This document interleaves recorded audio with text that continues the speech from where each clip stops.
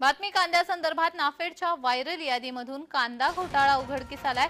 6,000 शेतकऱ्यांच्या कांदा खरेदीची यादी व्हायरल झालेली आहे। या यादीमध्ये 18 मे ते 20 जुलैपर्यंतच्या कांदा खरेदीची माहिती आहे। यादीतील घोळावरून कांदा उत्पादक शेतकऱ्यांमध्ये संताप व्यक्त केला जातोय। नाफेडच्या व्हायरल यादीमधून कांदा घोटाळा उघडकीस आलेला आहे।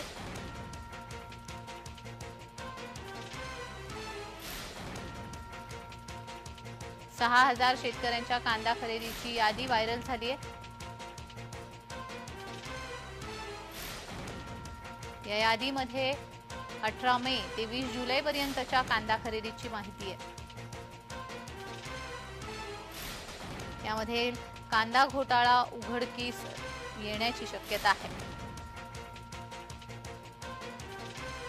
यादीमधील घोळावरून कांदा उत्पादक शेतकऱ्यांमध्ये संताप व्यक्त केला जातोय। तर या संदर्भात अधिक माहिती देण्यासाठी आमचे प्रतिनिधी किरण गोटूर आपल्याशी जोडले गेलेले आहेत। किरण, नाफेडच्या व्हायरल यादीतून कांदा घोटाळा उघडकीस आलाय, शेतकरी संताप करतायत, या संदर्भात अधिक माहिती।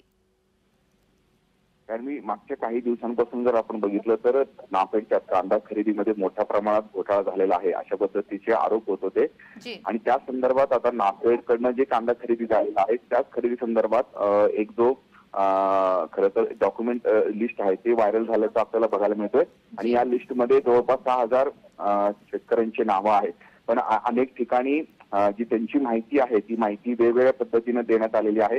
त्यामुळे या संपूर्ण प्रक्रियेमध्ये नाफेडकडनं जो कांदा खरेदी करण्यात आलेला आहे त्यामध्ये मोठा भ्रष्टाचार झालेला आहे अशा पद्धतीच्या चर्चा आता नाशिकमध्ये रंगलेल्या आहेत। त्यामुळे या सगळ्या प्रक्रियेवरती आता नेमकं काय कारवाई केली जाते किंवा चौकशी केली जाते का हे बघणं महत्त्वाचं असणार आहे। अगदीच धन्यवाद किरण, तुम्ही दिलेल्या सविस्तर माहितीसाठी।